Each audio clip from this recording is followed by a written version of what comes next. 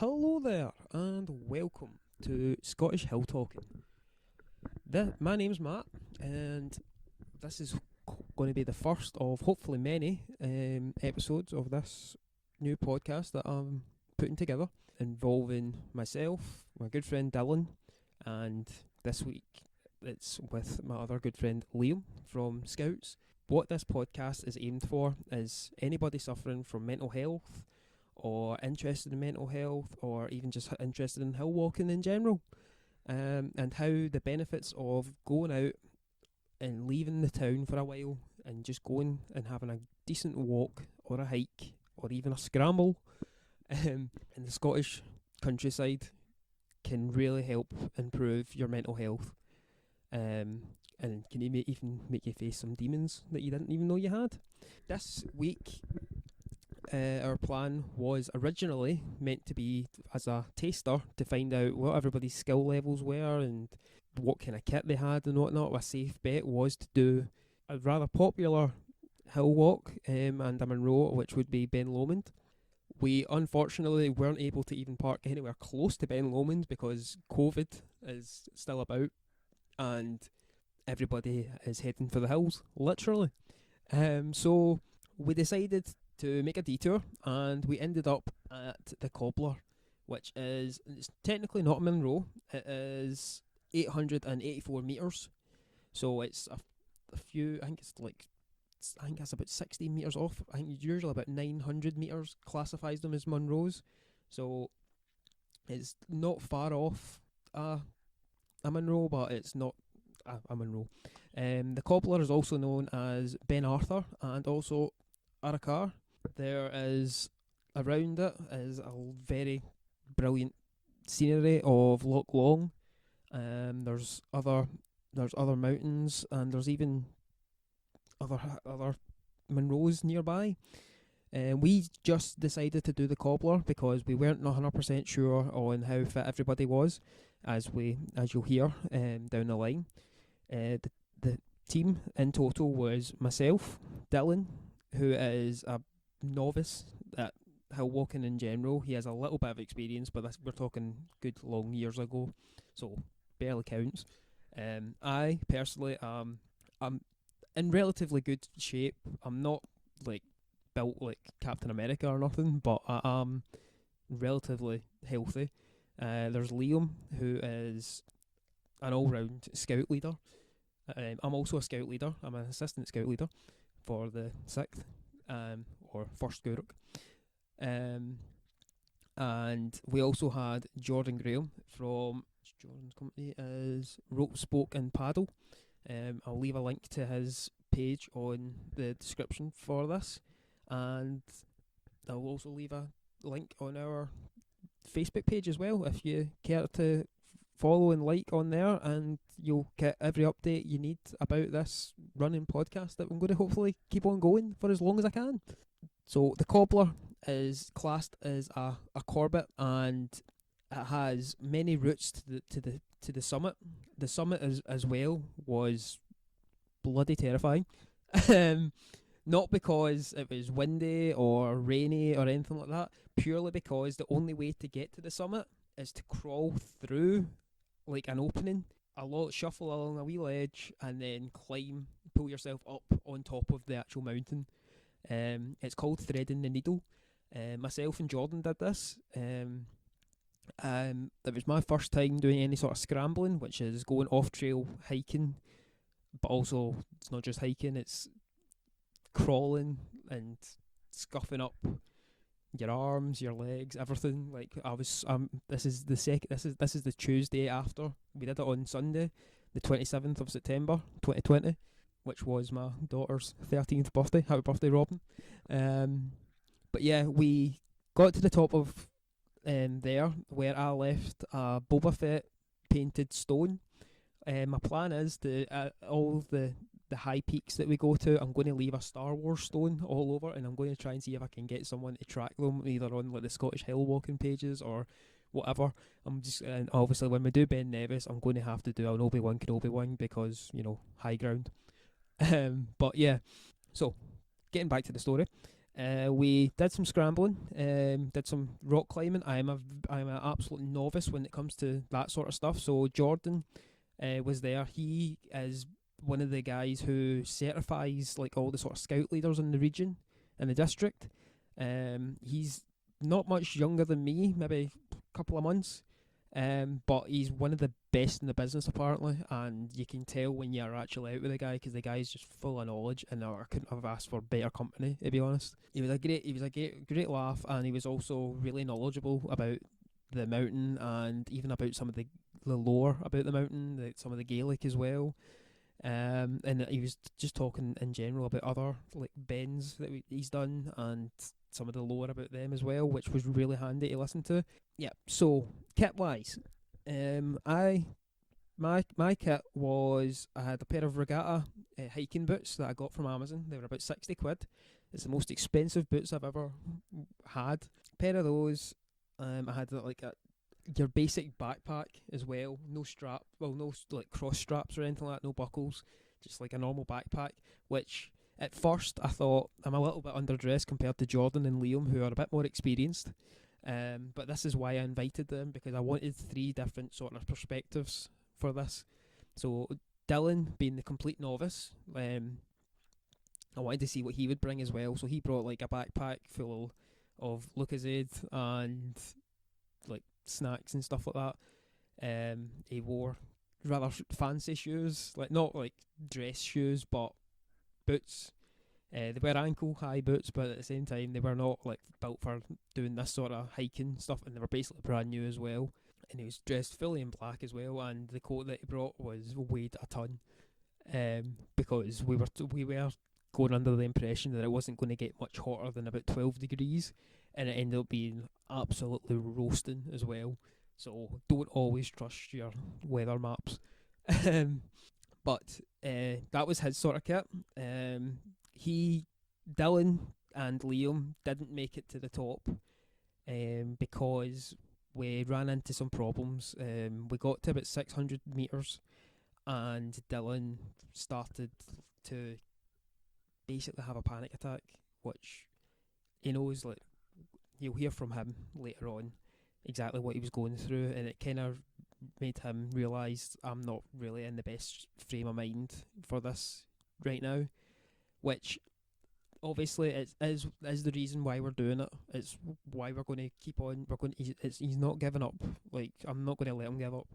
I'm doing it for my health, but I'm also doing it because I want my friends to get better as well.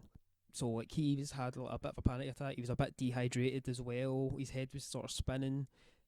So at 600 metres, like Liam agreed to take him back down to the car because we didn't really want him walking himself. And then me and Jordan carried on the last 200 metres, or 200 to nearly 300 metres to the top.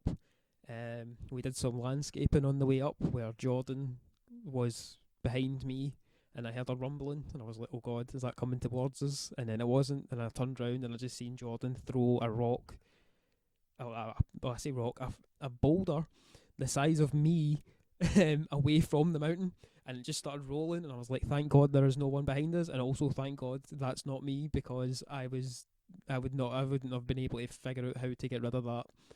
And that's why that was a well-learned lesson of why to make sure you don't put all your weight on one like handhold when you're rock climbing, because things like that will happen. It is nature, and it could be natural selection, it could be an accident, but in this case it was just a funny little anecdote in a podcast. But yeah, like we made it to the top, and then we had a nice, like I say, a leisurely stroll back down, munched some Haribos. It was a good day. I've asked all the boys the same sort of questions, so I'll go through them myself. So, what was my previous experience and regarding hill walking? So, last year with my work, we did part of the Three Peaks Challenge. So we did Ben Nevis, which is the highest mountain in the UK, and one of the best views I've ever had was going up that mountain. Obviously, that was my first Monroe, and I obviously had to do the biggest one first, go hard or go home. Other than that, I have been a scout leader for the last 9 months. I haven't done any hiking with the scouts yet, but in the past I was a scout at one point, so I did do hikes and whatnot. But we're talking at least 10 years ago, so it's been a good long while since I've done any major hiking other than last year, for doing Ben Nevis. My thoughts before starting the hike were I want to get to the top because my main goal was to leave that Boba Fett stone at the very top, which I did, and I'm very proud of myself for doing. My favourite part of the walk were when you go up the Cobbler, you go through the woods first, which is like sort of zigzagging, and then it starts to just basically a straight path essentially. My favourite part was when we were walking past some boulders and Liam and Jordan decided to climb one of them, and I've got a cracking photo of Jordan just lying at the top of it, like painting like one of your French girls. It was hilarious. Would I attempt it again? I would definitely attempt it again. I would like to attempt it again with Dylan and make sure that he gets to the top this time. I don't think he'd be up for doing any sort of scrambling and all that, but there is like a tourist path that goes the whole way up, and I reckon if we just stick to the tourist path, he would be able to do it no problem, and then I don't know if he would be able to thread the needle of that, but saying you've got pretty much to the top of the Cobbler, then I count that as a win. Not that this was a fail for him. It definitely wasn't, because it was a tester and it wasn't even the original plan for the day. So I'm proud of how far he got, to be honest, with the gear that he had, because you could see he was kind of struggling, but it wasn't just because of what he'd brought. It was because he was struggling with his demons, essentially. Did it help mentally? It helped me clear my head, because for the last few months I've been wanting to do this with the guys, but I haven't been able to organise it. And then on Friday I just last minuted it, and I was like, do you know what, guys, I'm free Sunday, are you guys free Sunday, do you want to do it? And everybody was up for it, so I'm so happy we did it. It's helped me relieve a lot of stress, it's helped me calm down a lot more.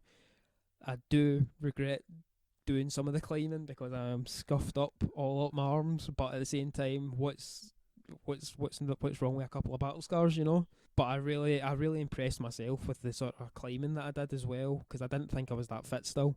So I'm happy to know that I'm still like a youngish kind of guy. Any lessons that I've learned, always make sure that all your guys that are coming with you have at least got a bottle of water, or a bottle that they can fill on the way up, because most Highland streams, like most people tend to fill their bottles with. Dylan did not. Dylan had just Lucozade with him, which I didn't know before setting off. So my lesson for this hike was always check your guys' kit, or check what you guys are taking with them before we leave the car. And if we need to make any changes, we make them before we run into these sort of incidents. What would I rate the hill? Having only done Ben Nevis, I can't really compare the two because they are two completely different mountains. Views wise, the Cobbler looks amazing from when you're about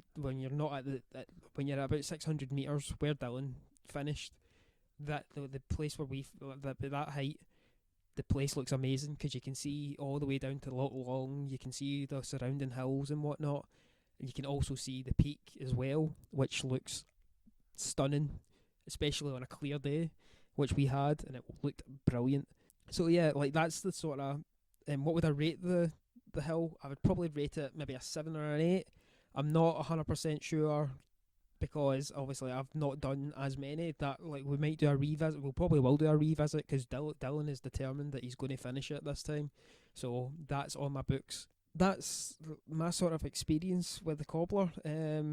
For my mental health, like I don't feel bad about talking about it.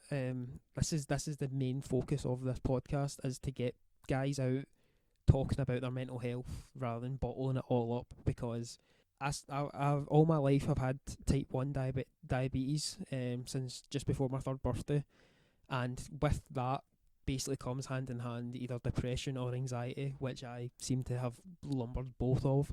Through the whole COVID situation and lockdown and whatnot, I was still working, and depression hit me like a freight train for a bit, and Dylan was there for me, so I want to be there for him to try and make sure he can defeat his demon, because he helped me get through mine. With the anxiety, my anxiety is okay. Like, I don't take any sort of clinic drugs or anything like that. I don't do any outside of legal drugs or anything. I do like the only drugs I really take are my insulin. That's it. I don't deal with anything else because I don't like that sort of idea. Not that that doesn't work. It does work for some people. I just want to try my technique before I have to resort to something like that. That's all. It's just a personal preference.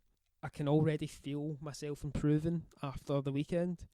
I am knackered. It's been 2 days and I am absolutely knackered still. My arms are killing me, but I'm still living on a sort of high land. But yeah, my fitness level differs with my health, essentially. I've never been like an overweight guy. I've never really been a muscly guy either. Like, or I have been a really skinny guy at one point. I still am technically skinny, but I'm starting to get a bit of a dad bod since I settled down. But other than that, I'm still motivated. That's the point. I'm still motivated. I'm definitely going to go down this track and make sure that we can still get a lot more stuff done.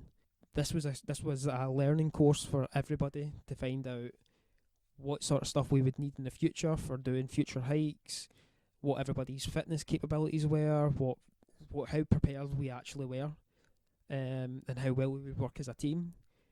As a team, it's kind of iffy in places, but I reckon like we all made it back safe and sound, with relatively no cuts and bruises. Well, I say no cuts. I got a couple of cuts, but nothing major.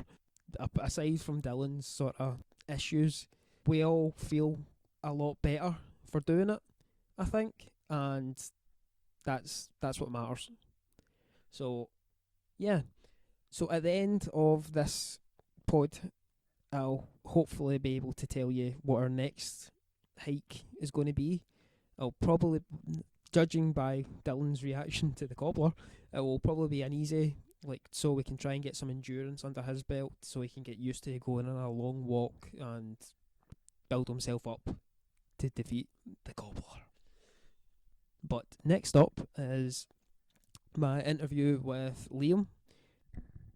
Right, so it is now Saturday.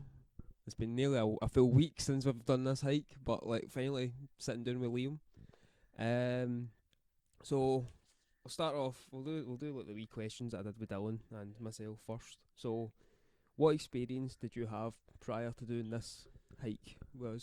So prior to doing this, I guess hill walking for me kind of started in Scouts, and then that progressed into expeditions with Explorer Scouts, and eventually I went away to Fort William for 4 years to learn how to be an outdoor instructor, and went climbing up Ben Nevis and around the Cairngorms, and yeah. So so what you're saying is you've got a lot more experience than most of the rest of us that did this climb, apart from Jordan. Apart from Jordan's on a whole other level for me, aye. But I would say so. Not to sound big-headed, aye, but yeah, yeah, definitely. So before we did the Cobbler, what was your thoughts before we set off? Were you feeling positive about it? Thoughts before. Well, we had aimed for Ben Lomond. Yeah. Yeah. It was a little bit upset, but good views up there. But then when we made the decision to go to Arica and go up the Cobbler, that's kind of like the first big hill I ever did. When I was an Explorer Scout, the first time I did it was in snow, and the first time I summited it was you couldn't see your hands in front of you, and Jordan and Jason had me going up the stupid pillar next to it. we actually couldn't see the summit that's right next to it as well. But yeah, that was Cobbler. Lots of experience on it. Always interesting. Aye. What was your favourite part of the walk?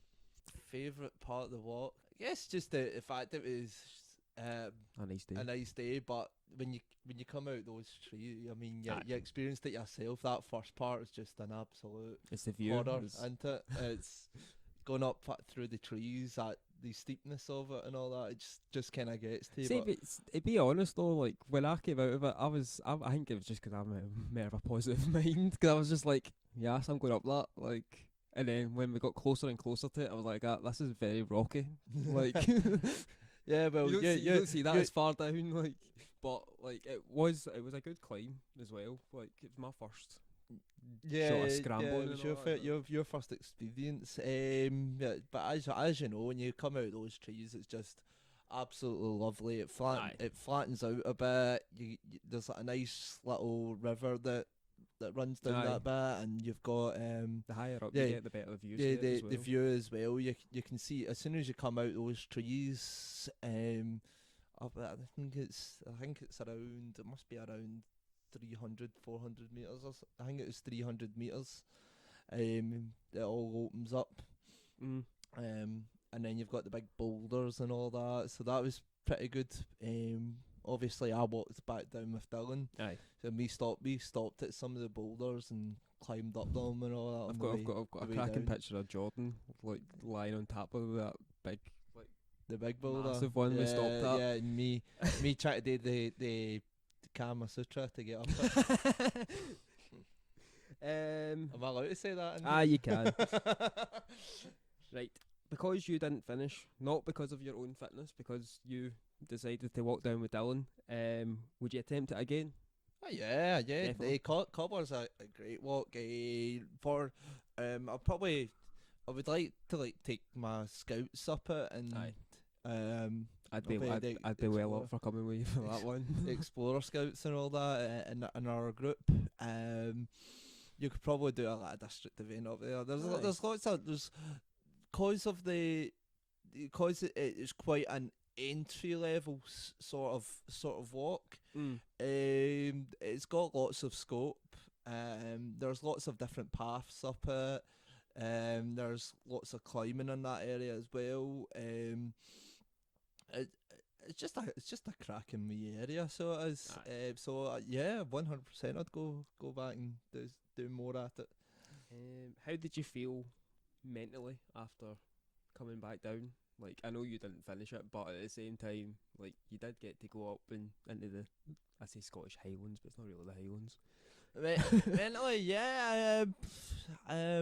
Like, for me, like, it's to get a wee bit of an explanation, like all the week leading up to this, I'd been feeling properly stressed out and all that, and then, like, the fact that I was out walking in nature and all that kind of helped me relieve a wee bit of stress and stuff. I don't know if it does the same for you, but So with that walk, I was kind of more focused towards you and Dylan. So Aye, it was. looking after But climbing up other hills and all that. If you're having a crappy day or a crappy week or whatever, once you get up that hill, all your attention goes to that hill. aye. And everything that's surrounding you there. It takes your mind away. It makes you realise that the world is so much bigger than just what's going on in your life. Like, just the little problems, they don't seem to matter anymore. It's not just Uh, that as well. Like, the fact that hill is literally maybe what at most an hour and a half's drive away from where we live right now. Yeah, it's And an hour away. we live in like a council estate, and it's amazing to see the difference, like the complete parallel, like what's more natural and all that, because we're kind of stuck in this sort of town most of the time. Yeah, it's But right. to get out of there and then see, like, this is actually what Scotland actually looks like. It's not just all the same, like, buildings and stuff like that. Like, there is some actual beauty in it. Yeah, it's absolutely amazing. Like, just like an hour and a half in any direction in Scotland, and you're somewhere completely different is what Aye. I've found. The best one for that is when I was living in Fort William, and you head towards you're in like the absolute mountains, and and then 2 hours south, you're in the city centre of Glasgow, or 2 hours to the east, you're in Inverness, or you head to the Cairngorms, and everything flattens out. So it does. Scotland's absolutely amazing. Its geography sort of getting out. Any lessons learned from this trip? Any lessons learned? The from this? one that I've been kind of repeating constantly for Dylan, because I know he's going to listen to this, is remember to bring water next time. And also, like, well, maybe for you, like, maybe make sure that we've got a map as well. Well, we knew the way up, and I had. If it was a more difficult hike, I would probably be more criticism about it. But I did have a map. It was on. I had a map on my phone. OS Maps. It's a good thing to have on your phone. If you're changing, your if you're changing your plans pretty quickly, like we had to do, because the road was blocked, obviously, to Ben Lomond. But you should always take a map with you, definitely. We just couldn't scavenge any out the scout hut. Yeah, obviously, yeah. Bring water. Always bring waterproofs. You never know what's going to happen on that hill. Bring your layers. Just do your research and that stuff. Make sure your jackets aren't too heavy, but make sure they're like that specific material. Yeah, they're not see through as well. Like a ghoul. Like, you want something that's warm but also light. Yeah, don't wear your super dry stuff. See that stuff that's not dry. I know, like that's not waterproof. You've got a bit more experience than me and Dylan, so what would you rate the hill? Because you're more likely to give an honest answer. Let me give it a 7, but that's purely because Dylan didn't get to see the full. So because of my history with that hill and these 3 ascents that I've done of it, I've done it at different stages of my growth in the outdoors. So the first time I went up was with the 32nd North Face Explorer Scout Unit. I remember my leaders, Mark Cinnamon, Chris McDermott, and Johnny Webb took a small group of us up, and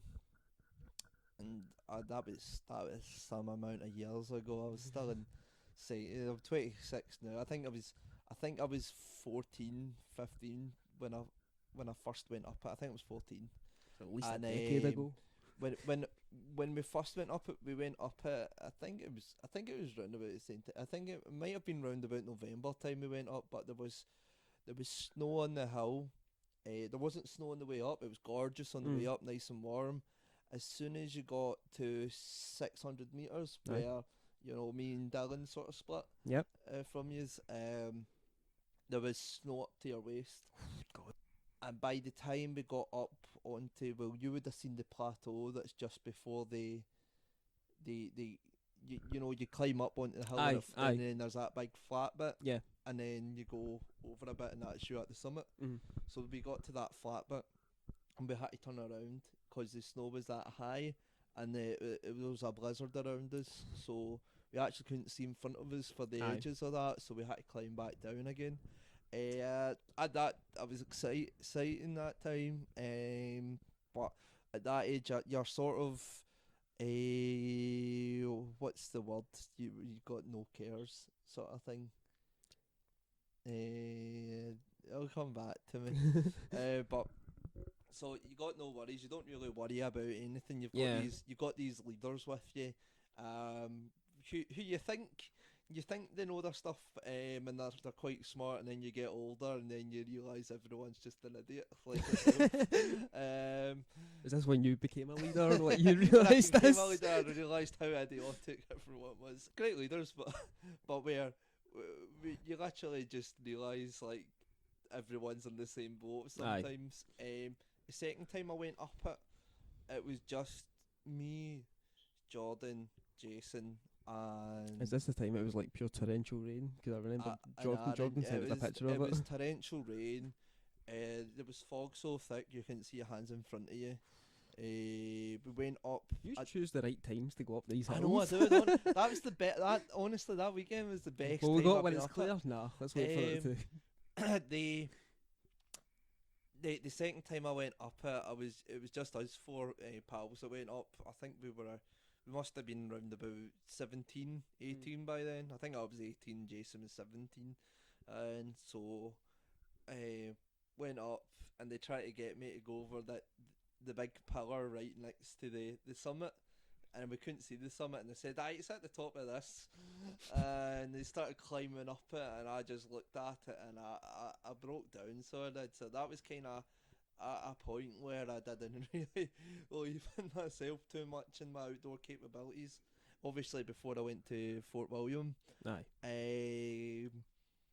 But that's the thing, like, even though it kind of stumped you a bit, it didn't stop you. No, I summited it that day, but it was the fact that there was a big 100-foot drop right next to them, and they were climbing on each other's backs, telling me to climb up on their backs to try and get up this thing, and I'm like, no, you guys are what we call soloing.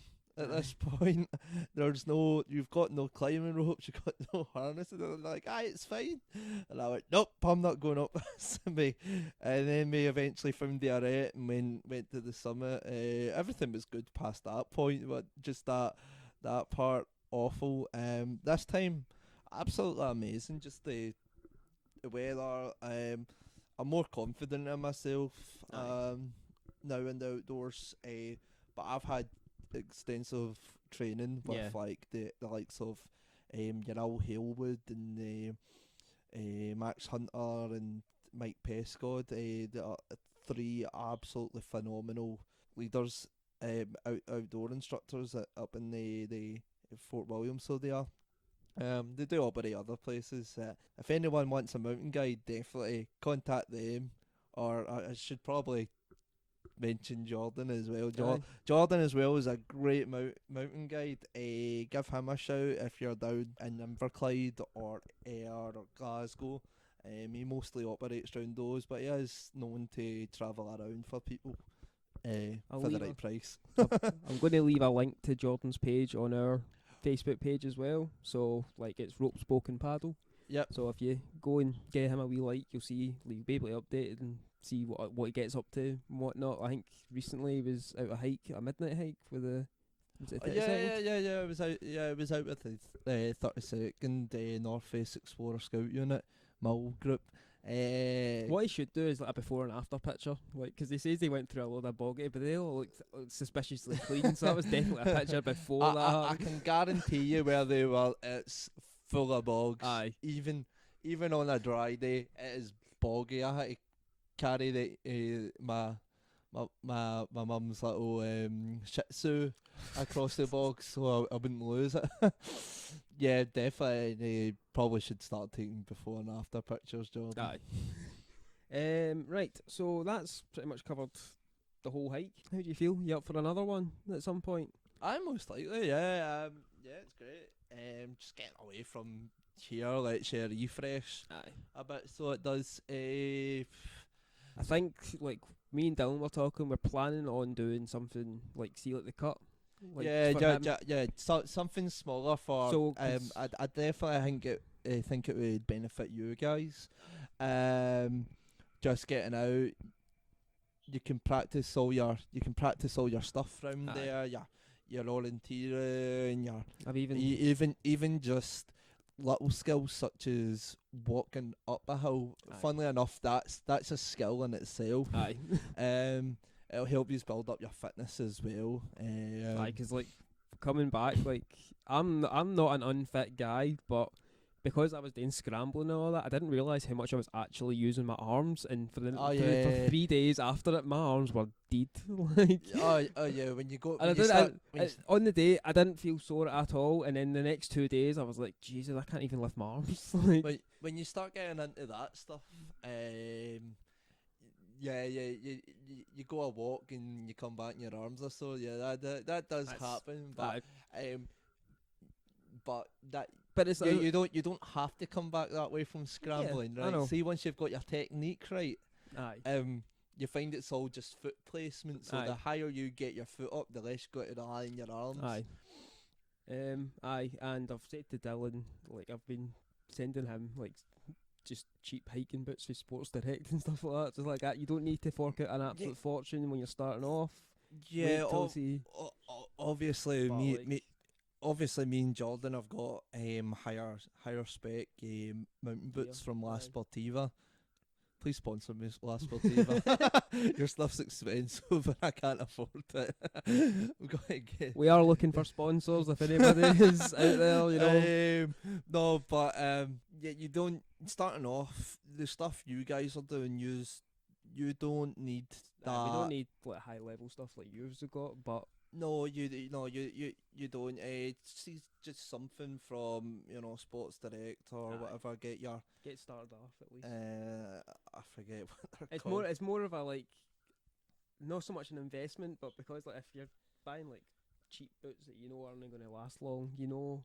Yeah, obviously. But it's not like we are planning on doing this like constantly. Yeah. Like we're going to do it obviously. As I said, the Cobbler's pretty entry level. So Aye. if you're doing stuff like Ben Nevis, like going up the North Face and Aye. stuff, you're gonna they're longer days, so Aye. you're gonna want to start looking at stuff with better stuff. Right.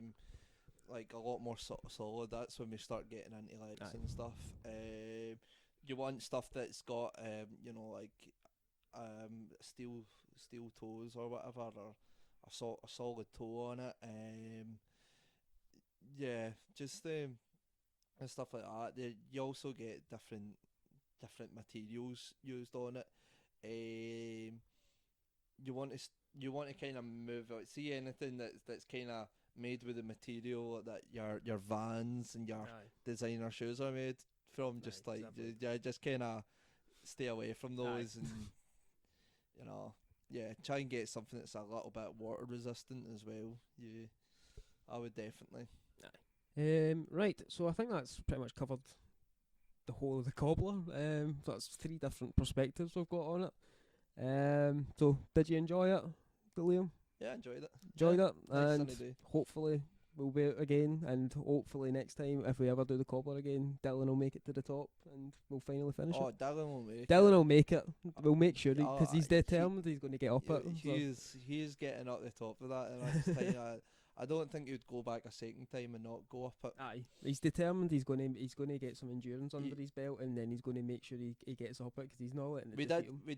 We did sort of take him out of his element, going up the scramble. That. But even like for Dylan, like, cause he's such a novice, like, even if we were to stick to like the touristy path, I think even just doing that next time. It means he gets it under his belt, that he's done, he's made it to the top. But fair enough, it's not the. So like as long as we can kind of get some under his belt, that he gets a wee bit of confidence to kind of get up there and all that. I don't think he's definitely not giving up anyway. Like from the sounds of things, like he's wanting to get back out there. So that was my interview with Liam. Next up is my discussion with Dylan. Dylan is a complete novice to hill walking, as you'll hear. He didn't make it the whole way up, neither did Liam, but the two of them got as far, like, Dylan got to about 600 metres, which is really respectable for a first time, and then he started heading back to the car park and Liam went with him. So like you'll hear Dylan's perspective as to what happened with him and how he coped with it, and how he feels about the hill from now on. So here's Dylan. Right, so Dylan, what previous hill walking experience did you have before doing the Cobbler? Well, my previous experience is from about 10 years ago when I was in school still. So it's been a long time since I've attempted anything like this. What were your thoughts before you started the hill? I thought it'd be a breeze, to be quite honest. I thought it's just a hill. They're calling it a hill, they're not calling it a mountain. It's a hill. I can do a hill.